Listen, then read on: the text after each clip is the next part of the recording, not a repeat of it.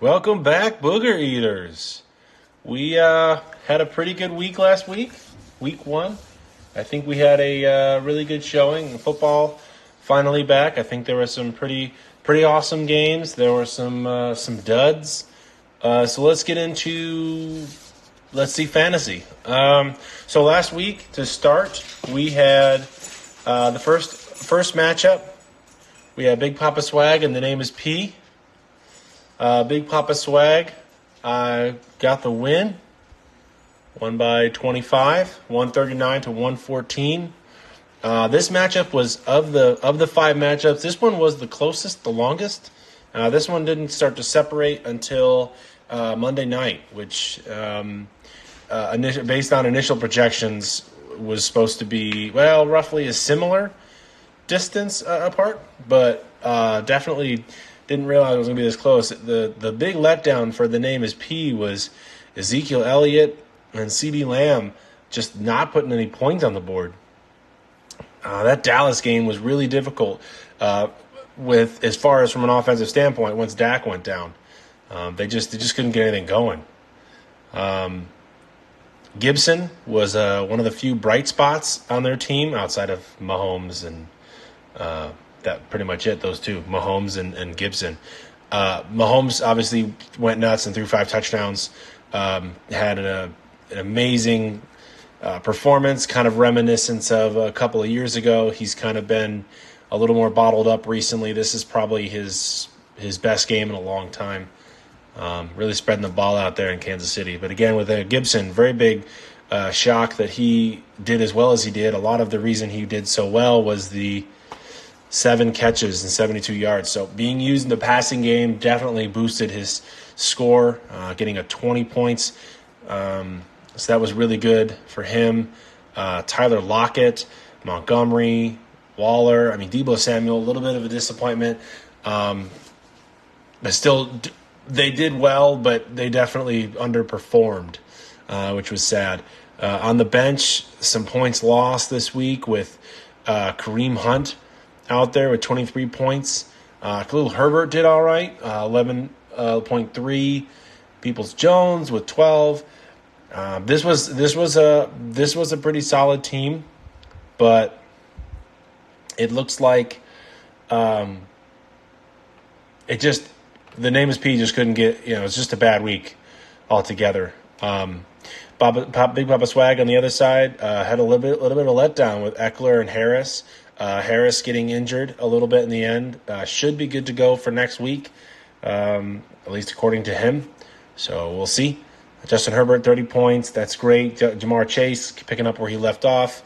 Tyreek Hill, a good debut. Not the best debut, but a very good still a good debut. 8 catches and 94 yards. He lost a fumble, which would have had him over 20 points. Didn't get a touchdown, but Jalen Waddle was, I think, one of the few with the touchdown for the Dolphins. They will come this year. Tua looked good, definitely accurate. We'll see if Miami can only go up from here. I was not expecting a 20-7 win over New England. I thought it would be closer, but I guess that's just Miami for you. We'll see if they're a real contender. We'll see how well they can play the Bills. I know that's the best defense, but they play them twice, so we'll see what the barometer is. One of the biggest letdowns is Kyle Pitts. Only got 2 catches for 19 yards. Still going to roll with Kyle Pitts. He's kind of a must start every week. You never know. He's kind of, unfortunately, with Marcus Mariota, it's really hard to tell if he's going to have a good week or a bad week. It's kind of one of those hit or miss. Marcus Mariota, definitely not one of the best passers. Definitely a downgrade from Matt Ryan from last year. And even last year, Kyle Pitts was shaky, inconsistent. So we'll see if he can build off that. Both Javonte Williams on Monday night did really good. Fumbled on the 1-yard line. Oh, that was so frustrating. Both Melvin Gordon and Javonte Williams both fumbled at the 1. Those Broncos should have never lost. And honestly, I think this is coming back to bite the Broncos in the butt. They didn't have any of their starters play in the preseason, which meant they didn't get any actual reps against in-game reps. They were sloppy. It really did feel like there were a lot of penalties that were called, kind of lighter penalties. I feel like they might have been targeting the Broncos a little bit. With all that aside, they really did play sloppy, and they lost the ball legitimately. And there's obviously there's no controversy there. They definitely lost the game. The fact that it was close is a testament to the fact that the Seahawks are not that good. But the Broncos definitely were the worst team last night. So that was unfortunate of a start that is for the Broncos and for Russell Wilson to kick off his Bronco career against his old team. Geno Smith looks like Russell Wilson, at least in the Seattle offense. So we'll see what Geno has to offer. See, on the bench, one of the big surprises, not for me, but I think some people really were writing off Daniel Jones. He was serviceable as a quarterback. He definitely he threw 2 touchdowns, 1 pick. He had a fumble, but he got 25 yards on the ground, 188 yards, a nice big bomb. He did good for fantasy, and I think he did fine on the field. I really do think that Daniel Jones is going to turn it around this year. Offline, I know I've had conversations with Del Measy about the Giants and how I think, honestly, they have a really big shot. They have a good shot at winning the NFC East this year. Honestly, it's anyone's game except the Broncos, because the Broncos won it last year, so they're obviously not going to win it twice in a row. I think it'll be between the Eagles and the Giants. The Eagles probably have the inside track, much better skill position players, better overall team. They should win, but it's the Eagles and the NFC East, so honestly, chaos will ensue. Who knows? Michael Carter had a really good game, had more touches than Breece Hall. Not as much of a shock. I think a lot of analysts, from what I've heard from beat reporters, they were saying that Michael Carter, to start the season and as they ease in, Michael Carter will get more touches than Breece Hall. The fact that Breece Hall had as many targets as he did, I think will cover him in a couple of matchups. We'll talk about him again. Michael Carter had 7 catches, only 40 yards, which does shock me a little. 10 carries for 60, that doesn't shock me. So the 100 yards and 7 catches on the ground, a good game. Carter, obviously very elusive and a very good running back pass catcher out of the backfield. So I feel like he's going to end up being someone to watch, as the Jets will probably be playing from behind a lot. So even if Breece Hall does get more usage, I don't think Michael Carter ever goes away. That might be this year's equivalent of the Broncos' backfield last year. Big letdown. I'm glad he was on the bench, but A-Rob only getting targeted twice. McVay came out and said that it was just a flow of the game thing, but they didn't target him at all in the first half. I believe, if I'm correct, I think it was the third quarter was his first target. He got his 12-yard pass, and then the very last play of the game, Stafford airmailed it when obviously was not coming back, but they airmailed it into the end zone, not even close to catchable. Robinson was blanketed, so that's where he gets the second target.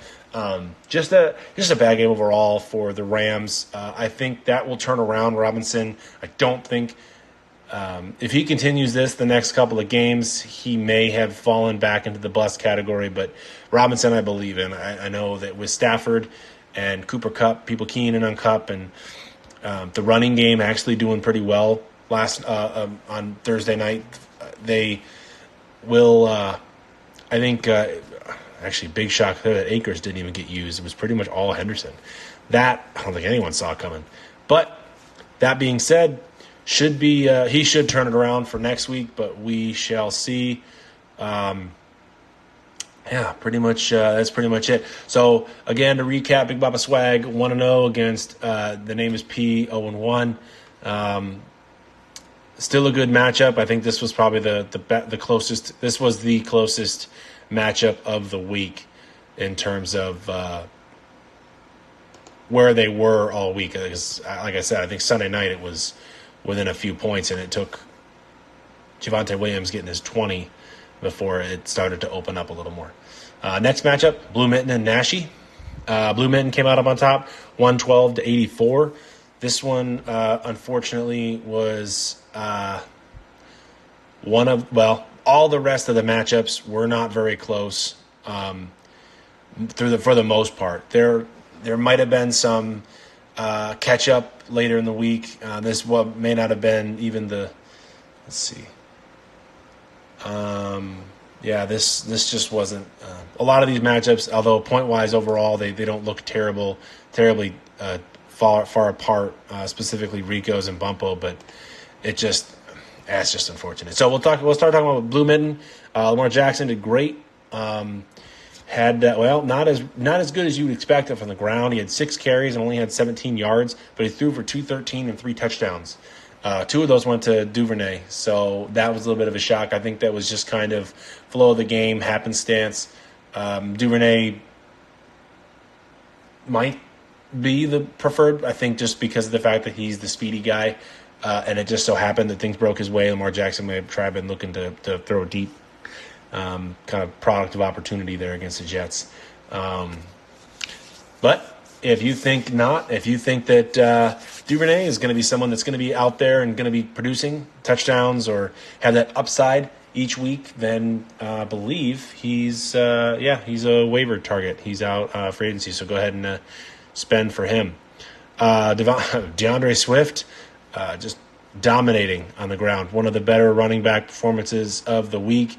3 catches, 31 yards, 144 yards on the ground, and a touchdown. So definitely kept the game close. I know that there was a big discrepancy. I don't remember what quarter they were in, but they were getting blown out. And to make it only a 3-point game is pretty good on the Lions part. And Philly's going to be a pretty solid team. Whether or not Philly can keep it together and win a lot of these games, I don't think that anyone really thought the Lions were going to win this game, at least at first, not without seeing the product on the field. But if you're a Lions fan, I would definitely take this with a grain of salt and know that this was a pretty good performance against a very solid team with expectations to go into the playoffs, and who knows what happens from there. So good job, DeAndre. Derrick Henry, I think he got injured at one point. So, and I don't know if his status right now, I got an alert saying that he was injured and Hilliard was in. I don't know if he continued playing or stopped with that, but he ended up with 82 yards on the ground, 1 target. I think that's kind of a throwaway target, but and a fumble. So he had over 10 points, but ended up with 8.2. So that was a little bit disappointing. Mike Williams and T. Higgins both did not produce. T. Higgins obviously suffered a concussion. I believe it was in the second quarter. So once he does come back, he'll probably not be producing only 4.7 points. Mike Williams, this is pretty much par for the course. You're going to get these 3-point games, 2-point games, but you're also going to get a 56-point game. So take it for what you will. You're going to get maybe a little bit more boom than bust. You're hoping next week he booms because Keenan Allen should be out next week, so Mike Williams is going to be feasting. It's either going to be him, could be Palmer, or even, DeAndre Carter. Yeah, so who knows? Dalton Schultz, very solid, 7 catches, 62 yards. He was pretty much the only person on the Cowboys that did anything worthwhile. Nick Chubb, very productive on the ground. 1 catch for 2 yards, but he had 141 yards on the ground, so that's just 3 shy of DeAndre Swift, but he had 7 more carries to get there. Nick Chubb, probably the best runner. Definitely didn't have the best yards per average this week. Yards per carry this week, but he's definitely one of the ones that was the reason. One of the few bright spots, him and Kareem Hunt for the Browns in their win over Carolina and Baker Mayfield in that revenge game. Honestly, the Browns, it was theirs to lose. Jacoby Brissett tried to throw the game away, but I think Nick Chubb and Kareem Hunt wouldn't let him. So that's just how that shook out. Cade York, and I know we don't do kickers in here, but Cade York with that 58-yard bomb, his first game in the NFL, was pretty clutch. So I'm as a Browns fan, I was definitely happy to see that. ETN, only 4 carries, 47 yards. It's a pretty big average. I don't know why I didn't really pay attention to the Jacksonville game, so I don't know why he only got 4 carries and 2 catches for 18 yards. At these averages, he should be getting the ball more. So I'm going to have to see what Robinson did. Again, I don't know just yet. But that's disappointing from an efficiency standpoint. If he would have gotten the ball more, he probably could have exploded. But this is only his first NFL action, as he missed all of his technical rookie season last year. So this could just we'll see. And I think ETN's going to have a pretty good year. See Kyler Murray on the bench. A.J. Dillon, pretty good year, pretty good game. Definitely not the late round pick in redrafts that he is. He definitely outplayed that, and I think most people really thought when you're picking A.J. Dillon in the 10th, 11th, 12th round, you know that he's not going to be a 10th, 11th, 12th round player. I don't understand why he went that late, but 10 carries, 45 yards, and a touchdown. Even got some receptions in there. I know he's not really the pass catching back, but he does get work there. So that's excellent to see. Anyone else to highlight? Let's see. Drake London had a good game to start. 12.4 points, much better than Kyle Pitts. Probably him and Cordarrelle Patterson were the best two Falcons last week. DK Metcalf had 7 catches, but he only had 36 yards and had a fumble. So DK Metcalf with less than 9 points, which is a little disappointing. Julio Jones did all right. He got a couple of carries, got one on a jet sweep. Pretty interesting to see. It got a first down. I do remember seeing that play. It was I definitely was surprised to see that was Jones carrying the ball, just because of his hamstring issues. But honestly, that's his bread and butter. When you get him the ball, with him with the ball in his hands. If he has the ball, he's excellent at running away from people. So he definitely did pretty well. All right, so that's Blue Mitten. Let's see, Nashi. A bit of a letdown with Matt Stafford. That was a tough game against Buffalo. Definitely a tough game. Shake it off and move on. We'll see you next week, Stafford. Joe Mixon. Really, really good, productive. He got a lot of yards, total yards. He had 145 yards total, 7 catches. Very active in the ground game as well as the passing game. That passing game upside might also be because T. Higgins was out. Joe Burrow might have been just looking for another target.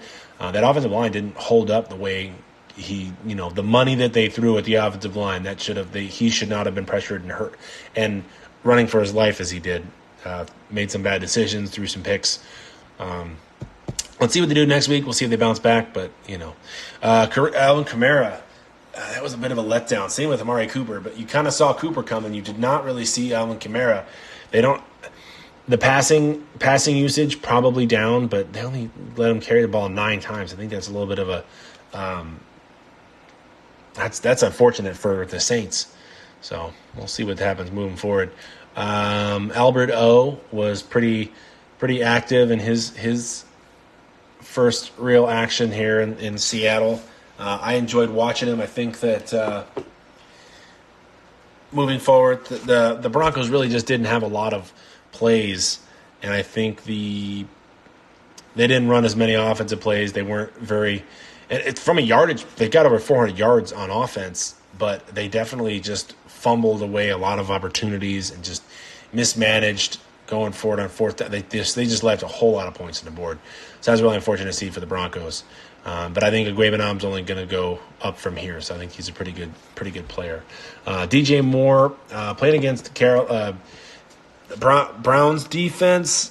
He was pretty much between him and CMC, and the Browns. Their defense is pretty legit. I mean, they are. That's the running game and the defense. That's what the Browns is going to carry the Browns. If the Browns do anything this year, it's going to be because of those things. And they really shut down DJ Moore. They flustered Baker Mayfield. Baker Mayfield had an awful first half. He put together a decent third and fourth to bring the game, a lot closer, take the lead late. But again, the Carolina defense just couldn't keep up. And while they did give up a 58-yard field goal, which isn't really, nothing, but they still couldn't get the win with the Browns pretty much playing a backup quarterback. So That's unfortunate for Carolina, but we'll see what happens when they move forward. Deontay Johnson had 12 targets, but he also fumbled. He didn't get a touchdown. I think with Trubisky and or Kenny Pickett, he'll still get his targets. So 12.5 points definitely seems a little low for Deontay Johnson. I think he'll probably level out around 16 or 17 as far as an average. So we'll probably see a better next week. Derek Carr, 3 picks. That's unfortunate. Trevor Lawrence did okay. Didn't do anything great, but didn't do terrible.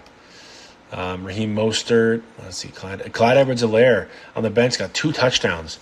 3 catches and 2 touchdowns. Definitely not something you're going to see every week. The 7 carries, 42 yards. Probably something you're going to see every week. Even if you see the 3 catches for 32, that's something he definitely would repeat. I don't think Clyde Edwards-Helaire is going to be someone who gets a lot of yards. Points may come and go depending on how his touchdowns. But I think they just broke his way this week. Ramondre Stevenson, that's a little bit of a letdown. Only 8 carries and 25 yards, 2 catches. I would have thought maybe he got a little bit better usage, but at least he was on the bench, so you weren't counting on him. Jarvis Landry with a lot of heavy usage. That was a little bit of a shock for me. I honestly wrote Jarvis Landry off as kind of the Randall Cobb for the Saints. I figured Olave and Michael Thomas. Michael Thomas got a lot. Olave got a little bit, but definitely Jarvis Landry was up there. So I don't know if that's going to be a week-to-week thing or just a one-off, but I guess we'll see. Devontae Smith, the biggest shock, I think, on Nash's entire roster. The good news is he didn't play him, but 0 points. That's on 4 targets. That's tough. Romeo Doubs got 8 points, and in his debut, Noah Fant had 3 catches for 16 yards.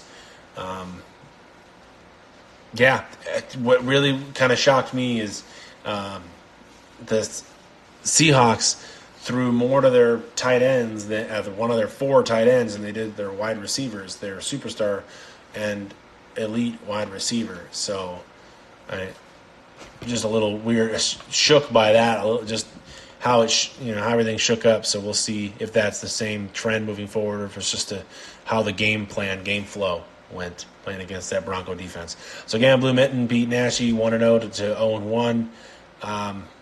Moving on to the next matchup. Next matchup we have is Motley Fool and Centerfield. This one not very close at all, and a lot of it's because Centerfield kind of blew up and had 205 points.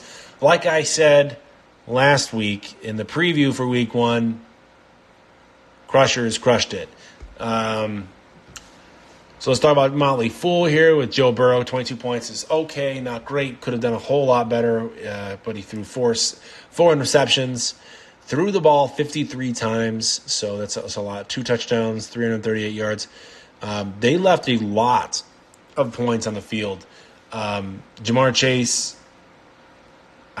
he had the 1 touchdown that wasn't called a touchdown, not reviewed. He had the ball across the plane, but they ruled him out and they didn't challenge it.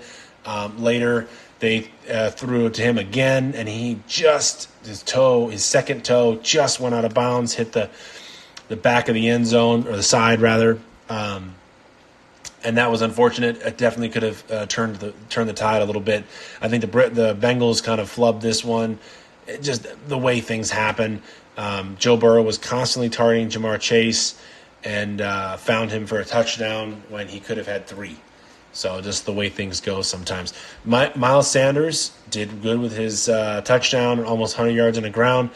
Only 13 carries. So I think he could end up being a really solid RB2. But it depends on how Philly breaks things up, if they include Gainwell a little bit more, Boston Scott, or if they just try to pass more. Ooh. Excuse me. All right. 18.5 points, definitely more than I would have thought. But great games, Miles Sanders. Cam Akers, probably one of the second individuals very, very shocked at. First was Devontae Smith. Cam Akers was 0 points on 3 carries. He was the lead back. He was drafted in redraft leagues. Again, he drafted in the 30s. Henderson is in like the 9th, 10th round. Something around that line. Very, very big gap. And then Akers comes in and gets 3 carries and no yards. That's a big goose egg. Very, very unfortunate. And no one really saw that coming. At least I didn't. So Rashad Bateman had a really big touchdown catch, which saved his line there. Otherwise, he had an average day. Duvernay definitely stole the show against the Jets, not just with his 2 touchdowns, but with multiple targets. Bateman only had 2 catches, which I think is a bit of a letdown. The Muth got Luth a little bit, 5 catches on 10 targets, so 75 yards. No touchdown, but still 12.5 points. That's pretty good for him. Actually, one thing I would have not placed a bet on is Nyheim Hines scoring more points than Cam Akers. He only got 9 touches, caught all 6 of his passes, 50 yards through the air, 3 carries and 4 yards. He's definitely used pretty much in the James White role, although James White is a lot more elusive on the ground.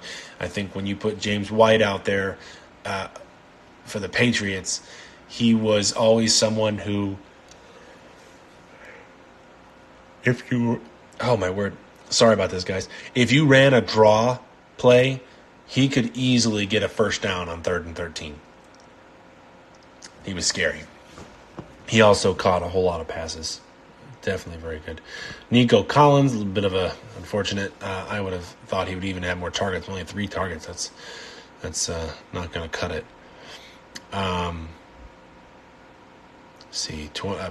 Davis Mills getting only a couple points less than Joe Burrow, getting more points than Goff and Tagovailoa. Definitely would not have seen that coming. Did good with the ball, didn't turn the ball. Well, he did. He fumbled the ball, but he didn't throw any picks. Threw almost 250 yards. So that's definitely something. Let's see. Chark had a good game. Had the ball thrown his way 8 times, 52 yards and a touchdown. So that's definitely for his first game as a Lion. It's good to see. Back from injury. David Bell didn't even get targeted. That's unfortunate. Christian Watson had a big drop. He was 2 catches on 4 targets for 34 yards. He almost had a huge touchdown. Completely dropped it right through his hands. And then all you see is the legendary eye roll from Aaron Rodgers. Just, I can't believe he didn't catch that. Gifted. He was gift wrap touchdown. That's unfortunate. So he may take a backseat the next couple of weeks while he tries to earn that trust back. Cole Kmet had 1 target, no catch. That's honestly, having some of these people putting out these goose eggs, I'm very, very shocked to see that. So 97 points for Motley Fool. Definitely one of the worst showings this week, but not the worst showing this week. Hopefully some of his guys can turn this around and be a little bit more competitive. Crushers over here, hard to really talk down any of his guys. Josh Allen, top quarterback. Jonathan Taylor, one of the top running back, doing John Taylor things. Saquon Barkley. Barkley is back. He got 164 yards, a touchdown, a 40-yard rush, 6 catches, and a 2-point conversion. He did fumble the ball, but I think he was the highest scoring running back this week. Very, very good. Very nice to see Barkley return to form from his rookie season, which was the last time he was ever really dangerous and good. The other times have been injury-prone. Knock on wood that he stays healthy. We'll see what happens this year. Justin Jefferson, again, can't really talk down about him. Just did amazing. Kirk Cousins just kept feeding him the ball, and Packers couldn't do anything about it. They just let him have his way. Jalen Waddle had a good game, not necessarily great. He did have the long touchdown catch, and that saved his fantasy day. Otherwise, he would have had a little bit of a disappointing day. This is something I would come to expect from Waddle with the addition of Tyreek Hill. So we'll see what happens moving forward there. But I feel like Jalen Waddle is still going to be productive. Definitely taking a step back with Hill in the fold, but still going to be a good wide receiver, especially being so young. T.J. Hawkinson, average night, especially for a tight end. I would have maybe expected more, but there's a lot more pass catchers there in Detroit. So Goff has options. Gabe Davis, 4 catches, but 80 yards and a touchdown. That was a big touchdown, the first touchdown of the season from Josh Allen, and for the NFL season. So great job to Gabe Davis. Definitely doing Gabe Davis things, getting in the end zone. What would you like to see? Breece Hall. Here's where I was talking with Carter earlier. Breece Hall had 12 touches, but he had 10 targets. So he had more targets than Michael Carter, which goes to show you that. And then Michael Carter even had more carries. 10 carries for 60 yards, I believe, was Michael Carter. My word. 6 carries for 23 yards on the ground and a fumble. So a little bit of a down, disappointing game that he definitely was not expecting, but you never know. I mean, he will do better. He will do great. And eventually he will pass Michael Carter for RB1A on that team. Definitely at a combined 61 yards, which Michael Carter had 60 yards on the ground, not including his receiving totals. So, which was another 40, so he had 100 total. So, that will turn around. On his bench, let's see, he didn't really leave anybody. Oh, yes, he did. So let's see, Baker Mayfield, he's not obviously going to play over Josh Allen, but he definitely did good. 4 fumbles, that's a big number, and 1 pick. So that's another unfortunate, at least for the Panthers. St. Brown caught a touchdown, 12 targets. That's huge. 8 catches, 64 yards. An all-around great game for Equanimous St. Brown. Amon-Ra. That's right. Equanimous is the Bears receiver, and I'm literally staring at him right there. Okay. Definitely a great game. Hopefully you'll see more out of him if the Lions look to be competitive. Let's see here. Elijah Moore, decent day. Again, the Jets threw a lot. I would have expected a little more, but there's nothing really terrible there. John Dotson had 1 carry for minus 10 yards. Is that a fumble recovery? Maybe I don't know how that works, but 5 targets and 2 touchdowns, 3 catches and 2 touchdowns. So definitely he had a small amount of catches, but he went big for those catches. So 18 points for him. If the target share remains similar, he's not going to be getting 18 points every game. Or probably most games, it'll probably end up being just a couple of games.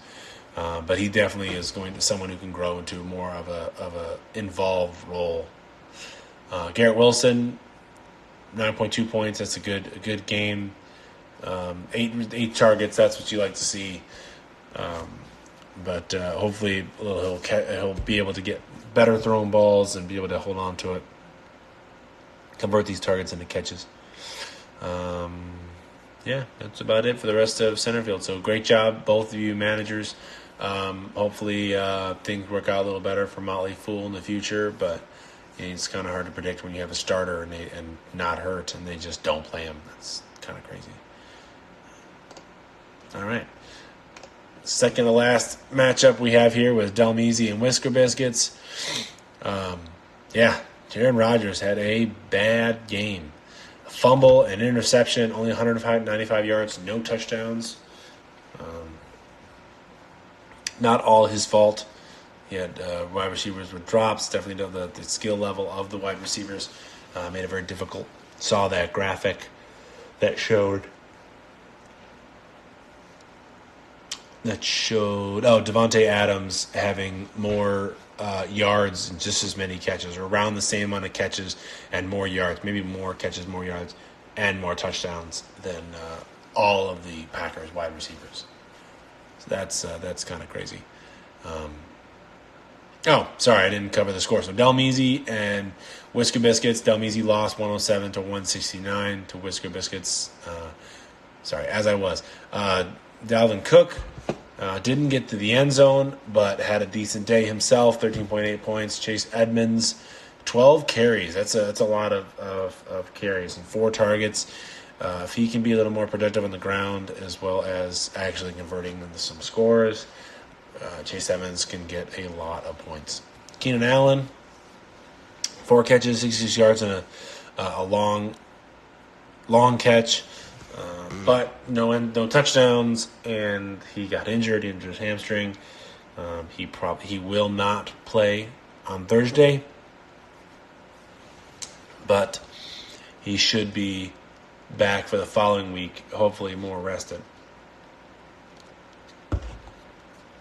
Jerry Jeudy had a 69-yard touchdown, and that pretty much buoyed his entire score. But he was in. He got 26.2 points. Did great. So that's excellent to see. Travis Kelce got 26.1 points on his 9 targets, 121 passing yards, and a touchdown. He's not slowing down, and with no pass catchers in Kansas City, who knows?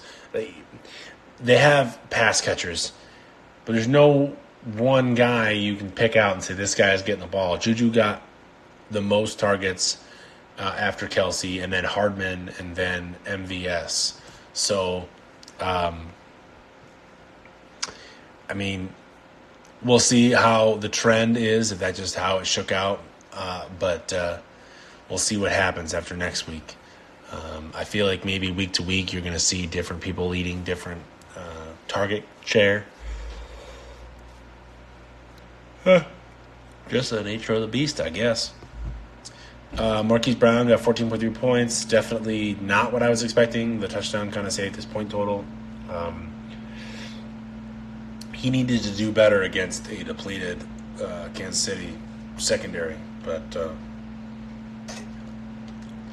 looks like he just couldn't cut it. Wan'Dale Robinson got 1 catch for 5 yards. That's disappointing. You hate to see it, but he'll be getting more involved as the season goes on. I'm sure of it. Guys on the bench, Mike Davis, I'm glad Delmezy didn't play him. He only got 2 carries for 11 yards and a fumble, so he definitely did not wow anybody.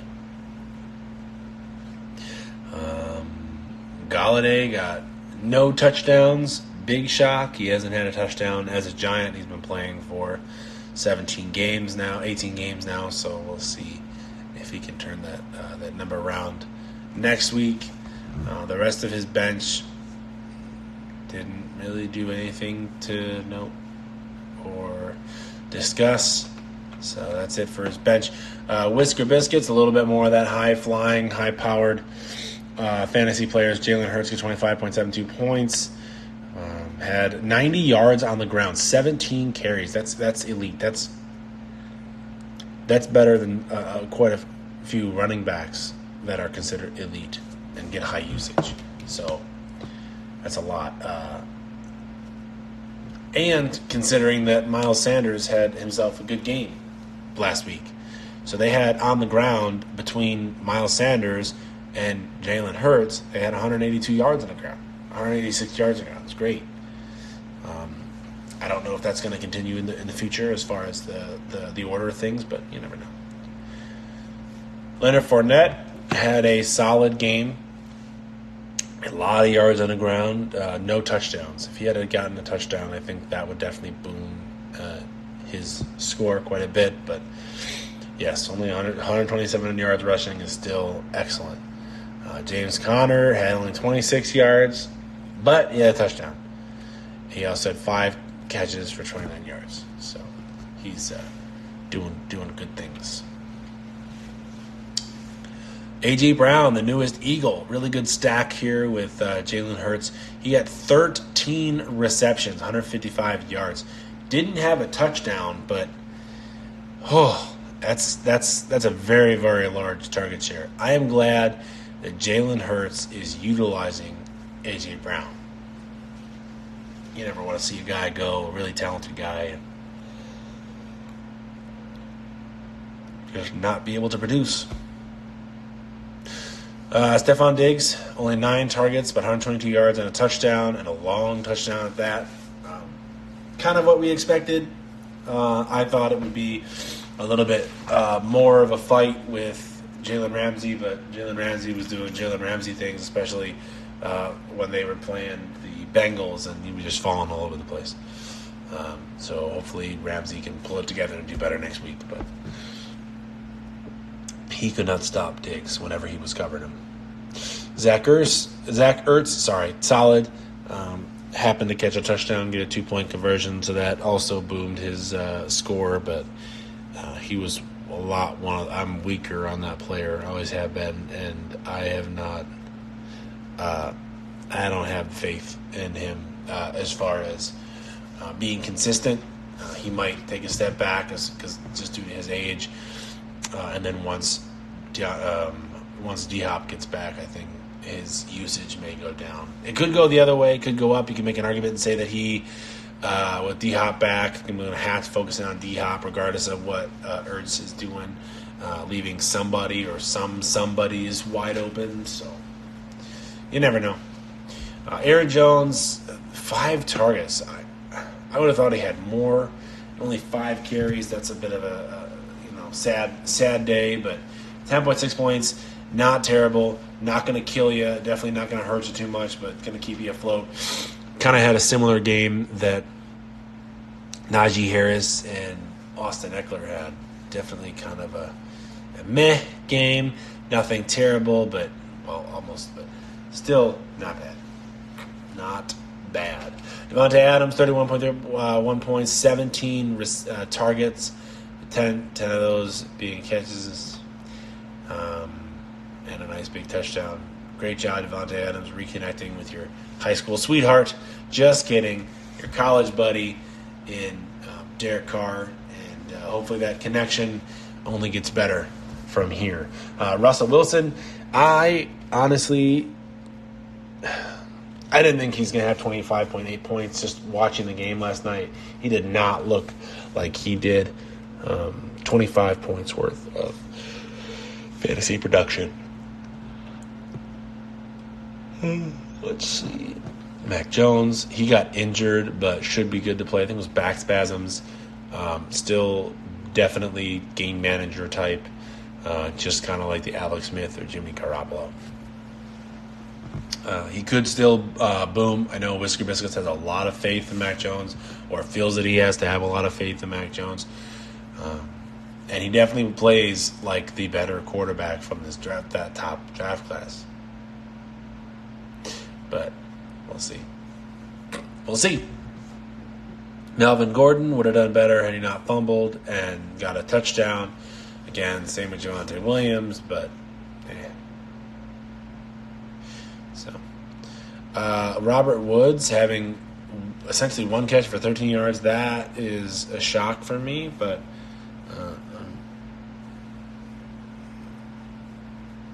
interesting. Yeah, he was kind of supposed to be wide receiver 1 for the Titans, kind of being A.J. Brown until Burks gets up and running, but Burks definitely out-targeted and caught and got more yards than Robert Woods. So that might be something that may change next week, but again, could possibly be game flow, but you never know. Sammy Watkins, 3 catches for 18 yards. Blah. He's only good for the first 4 weeks anyway. Devontae Parker, only 2 catches for 9 yards. That, good Lord. That one shocked me a bit. I thought he would have been utilized more. But the fact that Miami kind of had them all against the ropes, got 7 points, I feel like we can write this game off, but without actually seeing the game, it's kind of tough. Lazard obviously didn't play, but hopefully he'll be back, and that might boost Aaron Rodgers' play next week. Gerald Everett wasn't on the roster yesterday. Maybe he was. He had to have been because he got added. So he got added late. But he ended up with 3 catches and a touchdown, 54 yards. Good job. But yeah, Whisker Business and Elmeezy, great job. We'll see you again next week. Wow. All right, last matchup we had Bumpo and Demagreg. Demagreg. I almost called him Demagreg. My bad. All right, Demagreg won 127-100. Wow, both quarterbacks did bad. Tom Brady, for Demagreg, Tom Brady got 13 points. It's just really the lack of production, the lack of touchdowns that really dooms Tom Brady. He's obviously not going to get any yards with his feet. But Christian McCaffrey got 15.7. It's so funny that everyone thinks that 15.7 is still a bad game for him, but honestly, it's even in his bad games, he still is not going to hurt you in points wise if he plays. Tony Pollard was honestly, I thought should have had more run, should have been targeted more. Once Dak went down, just kind of, hope Cooper, Rush doesn't turn the ball over, which I don't think he did, but it was only for like a drive or two. So Mike Evans got a touchdown, just like Mike Evans does. Kind of standard stat line. Very envious of Mike Evans and his ability to catch touchdowns. It's great. Cooper Kupp, moving on. Cooper Kupp had 15 targets. He had 13 catches, 128 yards, and 1 touchdown. He shined in that game against Buffalo. He was the only Ram to actually truly do anything outside of Aaron Donald. So hopefully him and Stafford can get things going and help benefit the entire team. We'll see. Gesicki, 1 catch for 1 yard. He only got played, I saw, because George Kittle was declared out fairly. I think it was Sunday or Saturday night. So Gesicki, I would have imagined, would have got more points, but since he didn't, it's just sometimes how it goes. Michael Pittman doing well, 13 targets, 9 catches, 121 yards and a touchdown. I didn't really see that game, but the Indianapolis and Houston game was definitely a stinker as far as that should not have been close, should not have been a tie. So, yeah. All right. Brandon Cooks did what Brandon Cooks always does, a bunch of catches and 82 yards. He will end up with 1,000 yards on the season, 16.2 points. Let's see.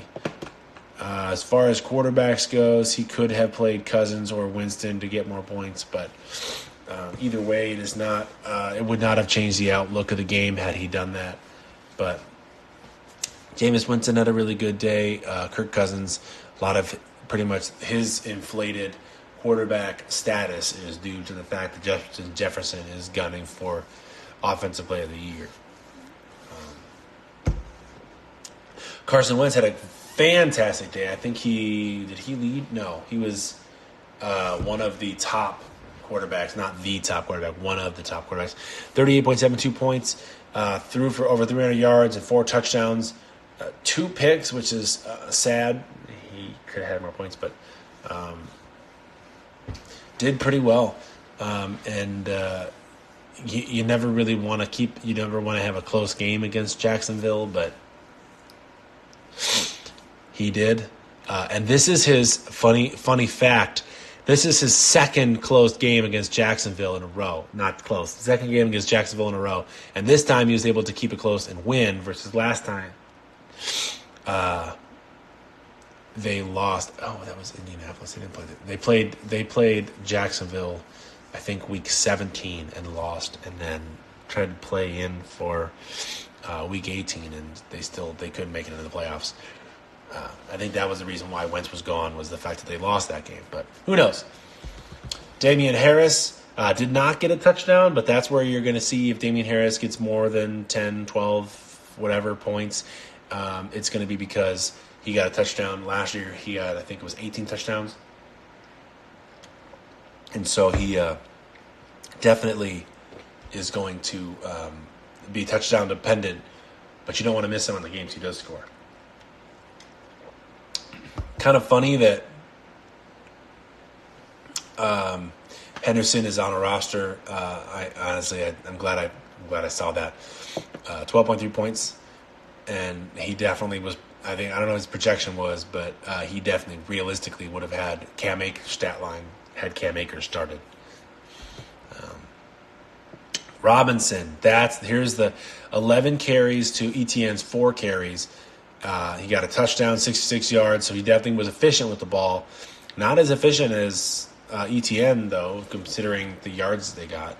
And he also got a touchdown as receiving as well, 3-yard touchdown pass. So Robinson, he's not going to repeat this 19.9 points a game. If anyone's going to have this stat line, it's going to be ETN. Definitely with a lot more yardage, though. So... and then finally, Tyler Boyd got a little bit more targets, a little bit more usage than he would have because T. Higgins went down. Even so, getting a touchdown is very Tyler Boyd. Tyler Boyd and Marvin Jones, they just get touchdowns. I don't know what it is. It's just how they roll. And that's pretty much it as far as these teams. Good luck next week to both of y'all. Rico, obviously, 1-0 against Bumpo, 0-1. Bumpo at least has a solid Carson Wentz now that Dak Prescott's going to be out 6 to 8 weeks. It's good to see also that Rashad Penny was able to stay healthy and get a decent amount of yards and stuff on the ground. He did fumble it once, but that was just a bad game, keeping control of the ball in the second half for both teams. Cordell Patterson, something that the one that got the most points for the Falcons, the next closest was London, who had 12-ish. Patterson with 22 carries, 120 yards, touchdown, 3 catches, 16 yards. So he did really well as a running back. I hope he continues to blow up because such a great story, and the fact that he was kind of passed around the league and was only a specialist. He was a returner, and he was a wide receiver, and they just finally just clicked in Atlanta. And they're just like, running back, and he's like, all right, I'm gonna be good now. So we'll see if that continues. I hope it does, but you never know. Cortland Sutton, every time he caught the ball, it was 18 yards downfield. 4 catches for 72 yards, 7 targets. I feel like he should have had more targets, but Russell Wilson really, I don't know.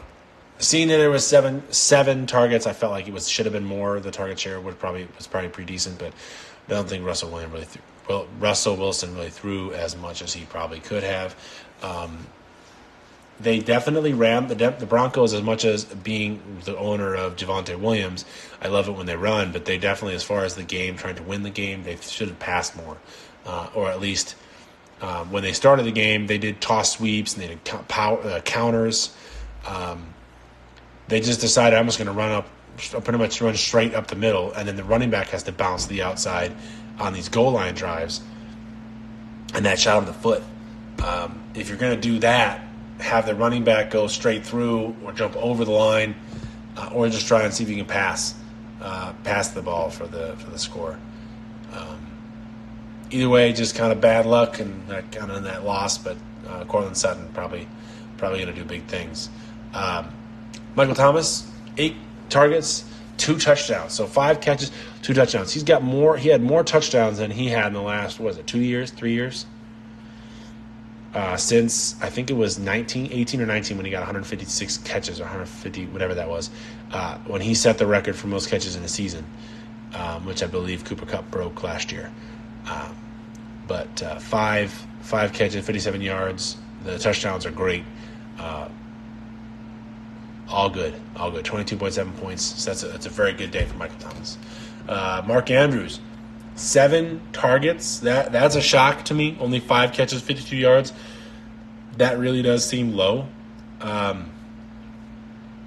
in a game that Baltimore never really had to pass a lot, and they had options. Obviously, Duvernay kind of emerged. They had Rashad Bateman. Mark Andrews was not the number 1 tight end in the NFL in that game. I don't think that continues. I think that's kind of just the game flow. But we'll see moving forward. Especially more competitive games like playing the AFC North, they'll probably have a lot more productivity.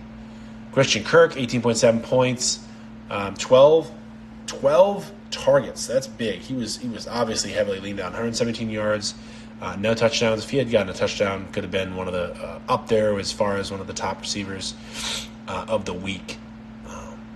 Mooney, what a letdown. I would say probably if I had to rank these, this would be number 4 as my biggest shock. Only 3 targets and had 8 yards. And yet, this is a game in which Cole Kmet, the two pass catching options that were supposed to be just flush with targets because who else are they going to throw to? They have a combined 4 targets for one catch and 8 yards between the two of them. 1.8 points. Very sad. Very, very sad. Did I just go? You know what I just did? So I did this backwards. So if anyone who's listening to this, they're literally listening to this backwards. I went through Bumpo's reserves before talking about his starters. So that I'm operating on 3 hours of sleep. If anyone's wondering, I am yawning, trying to drink some caffeine here. Wife went into labor and had a kid last night, so I did not get too much sleep. So sorry if the seat feels disjointed. I will do better next week. All right. So that does it for the recap. Now, looking on to some of the highlights that Sleeper we'd like to identify. The best, probably the best thing, this is one of the things that I've always struggled with as a fantasy manager, is not leaving points on the bench. You could have multiple guys who are going to go off, but you always pick the guy who has an off game, and the guy you could have chosen, you were deciding between, went off, and he's sitting on your bench. This is where best ball comes into play. Blue Mitten, myself, and Motley, I know, are in another in a best ball league, but which I've never done before. But Whisker Biscuits, 98% of the perfect possible lineup. That's impressive. Being able to play and correctly choose your best lineup, that is literally the point of fantasy, which is what makes fantasy difficult. I mean, you can just put out projections, but if you're really trying, a hats off to you, bud. Especially the first week I've never done Sleeper, so I've never seen the weekly awards that they pass out. So I'm used to Yahoo, where they do have the breakdown. ESPN does the breakdown as well, and I like how Yahoo does theirs with they do percentage by position group, and that's kind of the highlight of it. And you can see kind of throughout the scoring of the day where there were who was winning against who. I do like that, but this is pretty neat too, seeing some of this stuff. But great job, Whisker Biscuits, for setting a near-perfect lineup, definitely winning your week by quite a bit. Didn't need that perfect lineup, but did great anyway. And on the flip side of that, Bumpo left way too many points on the bench out of everybody. Not his fault for sure. Players just obviously didn't. Some guys just went off, and others, got hurt and definitely didn't produce, or didn't even get the possibility to produce. So that was unfortunate. Blowout, center field, obviously with 205 points. It doesn't matter who he's playing, he's going to win the biggest blowout there. But apparently the narrowest victory, even though it was 25 points. The narrowest and closest game, which I mentioned earlier, was Big Papa Swag, and the name is P. Really only Monday night, really breaking that open. Highest score, 205, center field. As I said, lowest score was Nashi with 84, and that just was bad luck as far as players underperforming. Nashi also gets the lowest expectations because his projection was 130, and he only got missed 36% of those points. And again, huge week this week for center field. Also gets the overachiever mark. So moving on to individual, instead of just managers, individual players. Best top quarterback was Patrick Mahomes, 44.9 points. Running back, Saquon Barkley, 34.4. Wide receiver, Justin Jefferson, 40.4. And then tight end, 26.1 with Travis Kelce. This is terrible. The top player left on the bench, Carson Wentz, with 38.72 points. Running back, Kareem Hunt, 23. Wide receiver, Amon-Ra St. Brown with 20.4. And Gerald Everett, 14.4. Last-minute pickup by Whisker Biscuits. Definitely a good snag, especially now with Keenan Allen going down. That might it may go up this week. Obviously, waivers go into effect tomorrow, depending on when you're listening to this. I'm going to try and post this today. So if someone does listen to this, they might be able to look at this. There are some players that are trending up right now. This will change as more people add and subtract. But right now, the top ad overall is Jeff Wilson. It was 900,000 ads already. I guess there are teams without the waiver at all, so they just at any time you can add a player. I'm assuming I'm in a league where that is the case, and you really need to be on. You need to be on top of the games, because if you're not, someone watching a game will see someone go down and immediately add, and you're like, crap, got screwed over, missing guys. That's a very tough league, and you really need to be into football at all times, trying to watch. So. Anyway, top players, Jeff Wilson, Curtis Samuel, Taysom Hill, Robbie Anderson, Devin Duvernay, Cooper Rush. If you need a quarterback, Dontrell Hilliard, Carson Wentz, and Jaylen Warren. Those are the top ads for the week. Let's do top 10. And then Rex Burkhead. Rex Burkhead, that's an interesting position. He got, is it like 30% more? No, that's not right. Rex Burkhead got a very large amount of touches to Dameon Pierce, who was the expected RB1, very few touches. So I don't know if that's a coaching scheme, maybe just flow. Rex Burkhead had the hot hand. Again, I mentioned I didn't really see this game. There's a couple of games I didn't really watch or pay attention to. I saw some highlights, but Rex Burkhead is, for all intents and purposes, RB1 in Houston, and no one saw that coming. Players who definitely did not perform, who are drop candidates for this week. I don't think very many people are going to actually be dropped, but these are those who are trending down that are being replaced. Mike Davis, especially. J.K. Dobbins could be back next week, the week after, and then Mike Davis loses all value. Didn't produce this week, so maybe drop anyway. Tennessee Titans, who's already who's on waivers, so not really much of a drop there. Dak Prescott could just be thrown into the IR slot, so no need to drop him. James Cook had one bad game, had one fumble, and didn't get the ball again. Just could be in the doghouse, but he's trending down. Njoku, Devontae Parker, Jalen Tolbert, Irv Smith, Elijah Mitchell, Gesicki. I mean, most of these players, so injury related with Dak Prescott and Elijah Mitchell. One game usage that I think would be a bit of a knee-jerk reaction, James Cook, Devontae Parker, Tolbert, Irv Smith, and Gesicki, especially Gesicki. Sorry, I keep mispronouncing that. I put the E before the I, or the I before the E.